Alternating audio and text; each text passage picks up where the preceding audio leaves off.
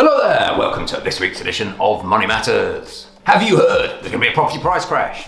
We're all going to die. Everyone's mortgage is going to get repossessed. Or is it? The stamp duty holiday is coming to an end, and some of the news media outlets are having a bit of a field day with that. I wonder why. Does controversy, does bad news sell newspaper? Does the boring old, nothing terrible is going to happen, sell news? Not really. So let's have a look at the actual figures. But first, let me explain to you why I'm sat here in a room with nothing in it and a load of... Have a look round. Look at this lot. Okay, so welcome to the project management office. Here is Nathan's desk. He's our project manager for this one. We're effectively completely remodeling the house. So brand new kitchen, utility space, 2 extra bathrooms going in upstairs. So this is stage one. We're remodeling the main house. So that means when we come back from France in a couple of months' time, like everything's sweet and cushy in here, we can then just close the door to the current extension and they can demolish it and build the new extension. So anything for the master bathroom is in this corner here. So I've not, actually, believe it or not, I've no idea what's happening.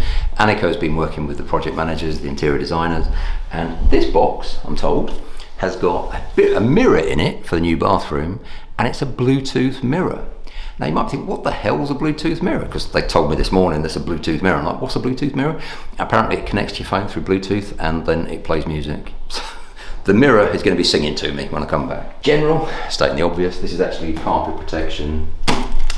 These insulation pieces here, these are actually, well, normally you put them on pipes.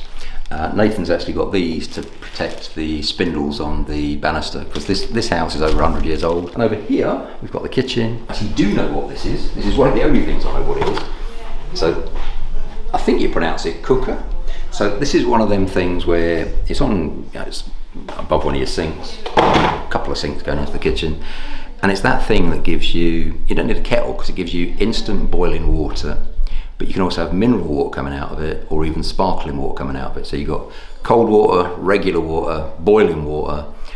So whatever, it's a cooker. So this is the main area where we're holding building materials. You can see we've pretty much cleared it out. There's just a few bikes to get out of the way tomorrow. We've got pallets of tiles over here.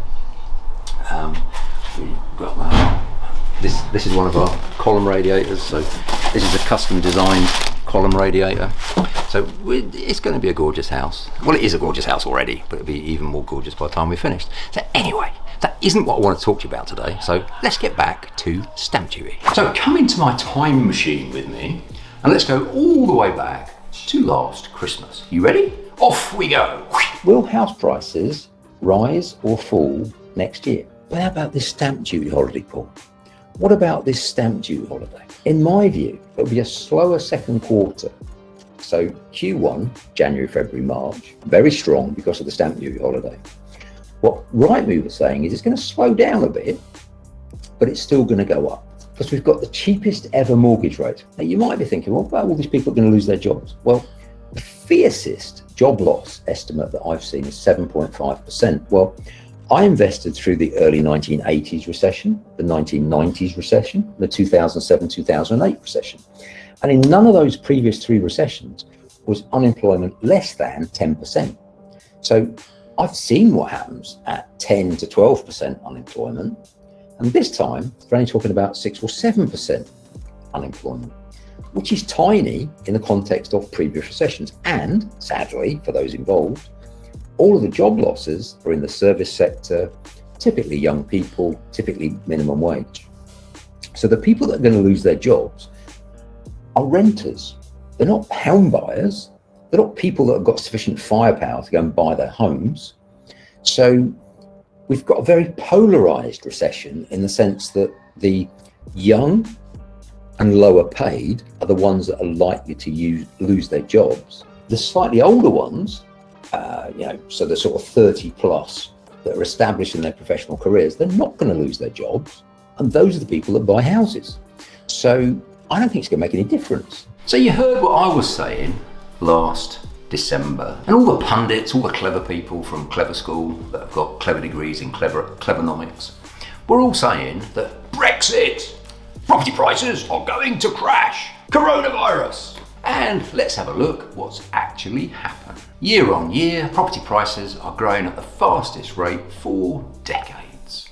The most recent report I saw said the average house in the average part of the UK actually went up in value by 10.7% over the last 12 months. Now compare that to what all the property pundits were saying. Stamp duty holiday. What does that mean for property? Does it mean you should sell all your properties quick and get out before September? Or does it mean you should ignore what the media is saying yet again and carry on quietly investing in property like I've done for the last 38 years? And I know my message is getting out there because there was a knock on the front door this morning. So I went to see, and then by the time I got to the front door, no one there. And there was a knock on the back door. So I went around the back door. And it was a guy from FedEx delivering a parcel. I opened the door. He said, "Good morning, Paul." I said, "Good morning. Do I know you?" And he said, "No, but I watch all your YouTube videos. They're great. Carry on." So this is for you, Mr. FedEx man. Stamp duty holiday, what does it actually mean? Well, stamp duty holiday till the end of June for properties up to £500,000, and then tapering away up until the end of September. And in this case, it's up to £250,000. So there still is a stamp duty holiday as I record this. So I just want to use 4 examples.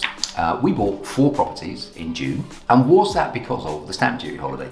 Well, not really. So the first one I have been to is Bellsfield Cottage, Bowness on Windermere. It is gorgeous. That is going to be a spectacular, spectacular service department. Views of Lake Windermere, right next door to the Bellsfield Hotel, which is a 5-star Laura Ashley hotel. You actually go through the hotel car park to get to the property. The purchase price was £452,000. Now, I've used a particular calculator that shows what the stamp duty was up until the end of June. And we completed, by the way, at 3 o'clock in the afternoon on the 30th of June. That took a lot of shoving to get that done, but we got it done. The stamp duty we paid was £13,560. Now, if we hadn't completed on the 30th of June, say it'd been the 1st of July, suddenly that would have jumped to £23,660. So stamp duty is, well, a tax, obviously, on property. I believe I'm right in saying it's the 4th largest source of government revenue. So you've got PAYE, national insurance, VAT, those are the top 3, I think, from memory. Then number 4 is stamp duty and property taxes in general. So this ain't going away anytime soon. So stamp duty and property stamp, because you pay stamp duty on other things, like the purchase of shares or whatever. So it's not just property, but property stamp duty, I don't think it's going away anytime soon. It's just a reality. It's just a cost of doing business. So we would have cost ourselves just over £10,000 more if we hadn't completed until the next day. Now, why am I saying it's not really that big a deal? Well, because these are investment properties, we're paying 3% stamp duty anyway, the 3% surcharge. But because this is a £450,000 property, there's a £10,000 saving because there was 0 stamp duty up to the £500,000 limit. As I record this, there's 0 stamp duty up to the £250,000 limit, but you've still got to pay that 3% surcharge. So if we hadn't completed until July, or between July and September, as you can see from the figures, it would have been £23,660, so just a little bit more than 10 grand more. And after the 30th of September, we still get a marginal saving. If we bought it September onwards, it would have cost us £26,000. Does that actually make any difference to this property? Because we don't know what we're going to be allowed to do yet, because we need planning permission, I need feedback from the structural engineer. I don't know specifically what we're going to do. I'm guesstimating we're going to spend about £150,000 making it gorgeous, adding an extra bedroom and just literally making it drop dead gorgeous. More bathrooms, buy it for £450, do it up for, let's say, £150, not sure yet. Revalues at £900, happy days, all the money's coming back out, good chunk of change. And more importantly, long term, we've now got a circa £1 million house on the shores of Lake Windermere. Minimum, I would expect £800 a night. After all costs, £60,000-70,000 a year, something like that. Would you not do a project like that because you had to spend an extra £13,000 of stamp duty? Don't think so. I mean, so it's nice, and of course I want to save £13,000 if I can, but would it stop me? Would it stop a property investor doing a project like that? No. So let's have a look at a couple of other properties that we bought over the last month. Here's property 1, here's property 2, here's property 3, here's property 4. The combined purchase price of these 4 properties was £922,500. And that's just what we bought in June. Our best guess, we don't know this yet because we've got to do the work and whatever. But the end value of these properties is 1.52 million according to my best estimates. How much is it going to cost us to get there? Round about 200,000. Broadly, we'll be able to buy, refurbish, remortgage, pull all the money out, and that includes stamp duty. We've looked at a £450,000 example. Let's look at this one here. This one is West Street in Sheffield. This is £180,000. So here's the same figures, £180,000. So £180,000 stamp duty. Now, because it's so close to, because it's much closer to the limit at which you wouldn't pay stamp duty anyway, we're only pretty much paying the 3%. So before the 30th of June, 5,400. So we did that. June to September, 5,400. Why is it the same? Well, because the purchase price, 180, is less than 250. So it's still fully covered by the stamp duty holiday. We've only got to pay the 3%. After the 30th of September, it's going to cost us £6,500. So it's an extra £1,100. Well, we're going to make all sorts of money on that property. So is an extra £1,100 stamp duty going to cause us an issue? No. For my third example, I've chosen this one. This is Cantley Manor here in Cantley and Doncaster. We live in Bessica. Cantley's next door to us. We bought it for £148,000. So what are the figures on the £148,000? Well, they're on this sheet here. So £148,000 house. So up until June, 4,440, up until September, 4,440, and after stamp duty holiday finishes, 4,900. So we're £520. So it's £520, which is way less than 1 month's rent on this little beauty. Can I stop us doing that property transaction? Don't think so. Let's just step back and look at the fundamentals. Why did I say 6 months ago? Because we're roughly halfway through the year now. Why did I say 6 months ago that property prices were going to go up and they were going to go up faster than everyone was projecting? Well, the fundamentals. What are the fundamentals? Well, number one, massive increase in population. The Office for National Statistics still says that we're going to see 70 million population in the UK by between 2028 and 2029, so 7-8 years from now. So huge population growth, more people. Number two, we're not building enough houses. The latest professional review I saw, which was by Heriot-Watt University in Edinburgh, said the UK needs to build, I think it was 332,000 houses a year. We're not building anything like that. So we've got massive increase in population, and we've already got a housing shortage, and it's an increasing housing shortage because the population is going up. We're not building enough houses to keep pace. Number three, we're all living longer. So therefore, the pressure on that housing stock is going on for a longer period of time. Unfortunately, the divorce rate is going up and up and up, and coronavirus, pandemic, lockdown, that all played its part. So we've got more and more single households than we've ever had before. So not only have we got more people, we've got less people per household. Next, what's happening? Well, interest rates. Interest rates are at the lowest they've ever been, since the Bank of England was formed in whenever it was, 1690. So for hundreds and hundreds of years of recorded history, we've got the lowest interest rates ever. To put that lot together, that's why I said what I said back in December, January. What's happened since then? Well, clearly, Brexit didn't have the huge negative impact that everyone said it would. UK economy is doing pretty well, and all the forecasts are that we're going to grow relatively quickly. So we've got economic growth. What else has happened? Well, inflation is spiking. And for the first time, we're actually seeing the real effect on the real economy of a number of people, not a lot, but clearly there's been some people who have left the UK and gone home, effectively, European citizens. So now the economy is returning to full steam again. We ain't got enough workers. So what's happening? We've got inflation, not enough workers for the jobs that we need. Guess what's going to happen to wages? They're going up. We're about to see wage inflation.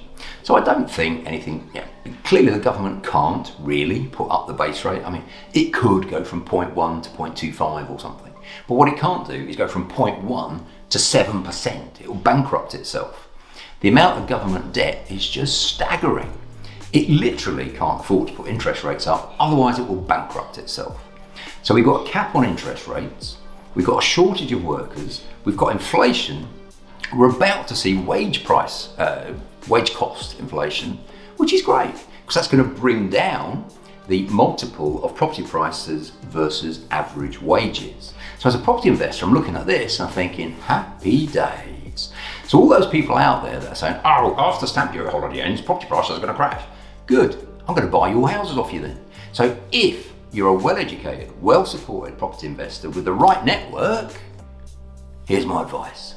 Fill your boots. If on the other hand, you're a nervous Nelly that think the world is going to end tomorrow, here's my advice. Sell me your house cheap. I'll buy it off you for cash within the next 2 weeks.